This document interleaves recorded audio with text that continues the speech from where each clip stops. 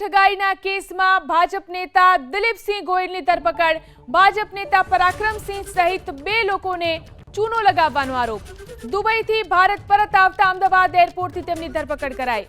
Lookout notice જાહેર હોવાથી અમદાવાદ પોલીસે તેને ઝડપ્યો। અમદાવાદ પોલીસે દિલીપસિંહને વડોદરા પોલીસને સોંપ્યો।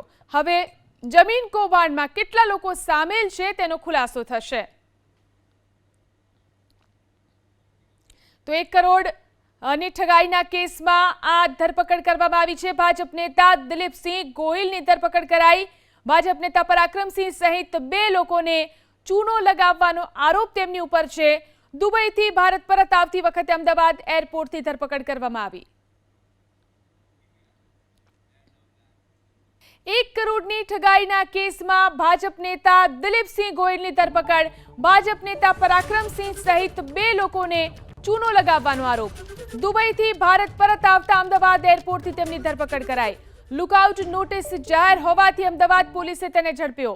અમદાવાદ પોલીસે દિલીપસિંહને વડોદરા પોલીસને સોંપ્યો। હવે જમીન કૌભાંડમાં કેટલા લોકો સામેલ છે તેનો ખુલાસો થશે।